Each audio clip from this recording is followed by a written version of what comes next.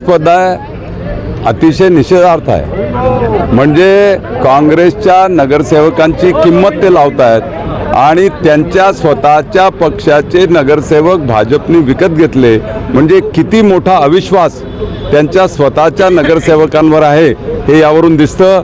आणि मी तर दाव्यानं सांगतो, कोणाला तरी एकाला हजर करा आमच्या समोर की ज्याला 10 लाख रुपये दिले असेल। ही निवडणूक अतिशय पारदर्शीपणे झालेली आहे आणि आता हारल्यानंतर त्या ठिकाणी गंभीर प्रकारचे आरोप करण्याचं काम हे करतायत। नाचना आहे अंगण तेढा आणि त्यामुळे यांना निवडणूक जिंकता येत नाही, तर आरोप प्रत्यारोप करणं आणि त्या माध्यमातून वातावरण दूषित करण्याचं काम करताय। आणि या निवडणुकीच्या माध्यमातून नगरसेवकांनी त्या ठिकाणी धडा शिकवला आहे काँग्रेसला की काँग्रेसची अवस्था ही अतिशय वाईट झालेली आहे। स्वतःचे नगरसेवक त्यांना राखता येत नाही, स्वतःचे महाविकास आघाडीचे नगरसेवक ते एकजूट त्यांना ठेवता येत नाही, नेत्यांमध्ये विसंवाद आहे, हेच एकमेकाचे पाय ओढतात। मी तर या ठिकाणी म्हणेल की अतुल लोंढेंना एवढी कमी मतं ही काँग्रेसच्या नेतृत्वामुळे मिळाली आहे। हे त्यांचं कर्तृत्व आहे की ज्यांनी ही निवडणूक गांभीर्यानं घेतलीच नाही आणि अतुल लोंढेला वाऱ्यावर सोडण्याचं काम केलं। आणि आता अतुल लोंढे त्या ठिकाणी वाटेल तसे आरोप करण्याचं काम करतायत। मला वाटतं की नगरसेवकांनी जो विश्वास माझ्यावर दाखवला त्याबद्दल मी सर्व नगरसेवकांना, सर्व मतदारांना खूप खूप धन्यवाद देतो। तुम्ही काँग्रेसचं शटर बंद होणार असे बोलले, निश्चितपणे काँग्रेसचं शटर बंद झालेलंच आहे। अहो, नागपूर जिल्ह्यातल्या 29 नगरपालिका नगरपंचायतीपैकी केवळ एका ठिकाणी काँग्रेसचा नगराध्यक्ष आहे। एवढी वाईट परिस्थिती आहे। महायुतीचे 582 मतदार आहेत आणि महाविकास आघाडीजवळ 200 मतदार आहे, ते सुद्धा त्यांना राखता आले नाही। 70 मतं त्यांची कमी झालेली आहे आणि अतिशय दारुण आणि अतिशय वाईट पराभव त्यांचा झालेला आहे। आणि म्हणून काँग्रेसचं शटर बंद करण्याचं काम काँग्रेसचे नेते आणि काँग्रेसचे नगरसेवकच करतात। अमरावतीमध्ये काँग्रेसला च्या उमेदवाराला सुद्धा मत नाही मिळाले, 0 असा आकडा आहे।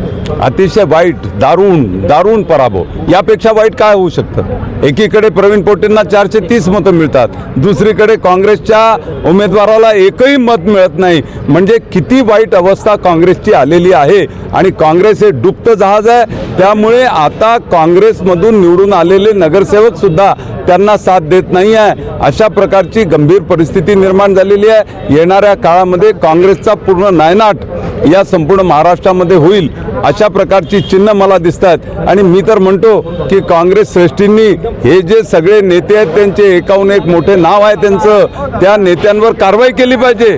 त्यांना त्या ठिकाणी आपल्या या नेत्यांना जी पदं असतील ती पदं त्या ठिकाणी त्यांच्यापासून काढून घेत त्यांच्यावर राजीनामा देण्यासाठी दबाव आणला पाहिजे।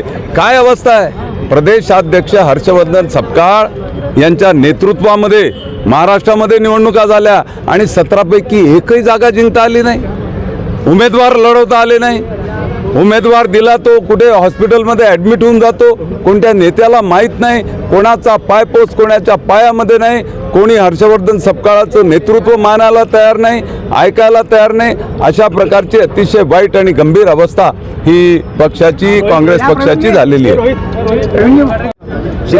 काँग्रेसचे राष्ट्रीय प्रवक्ते जे आहेत अतुल लोंढे यांनी आता आरोप केलेला आहे की 10 लाखात विकत घेतलं। नैराश्यातनं आरोप होत असतात। उद्या मी हारलो असतो तर मी थोडं नैराश्य असतं, त्यामुळे खूप मनावर घेऊ नये आणि त्यांच्याकडे असे काही पुरावे असतील तर त्यांनी ते सादर करावे। बाकी आता जो हारला त्यांनी निवडून आलेल्या माणसाचं स्वागत केलं पाहिजे अशी परंपरा किमान नागपुरात आहे आणि हार जीत चालत राहते।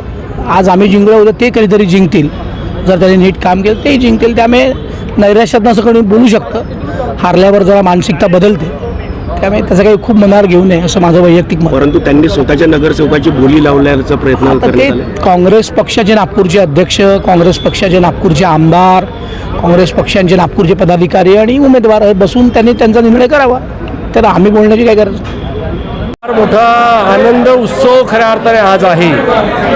डॉक्टर राजूजी पोद्दार साहेब हे सातत्याने नागपूर जिल्ह्यातल्या संपूर्ण कार्यकर्त्यासाठी, लहान मोठ्या कार्यकर्त्यांसाठी त्यांच्या असणाऱ्या निवडणुकीमध्ये असेल, अडचणीमध्ये असेल, त्यांना विकसित करण्याकरता, मार्गदर्शन करण्याकरता सातत्याने काम करणारं व्यक्तिमत्व त्यांचं नाव आहे डॉक्टर राजूजी पोद्दार साहेब.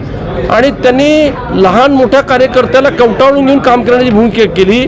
आज त्यांची निवडणूक खऱ्या अर्थाने कार्यकर्त्यांनी स्वतः उमेदवार समजत ही निवडणूक लढलेली आहे.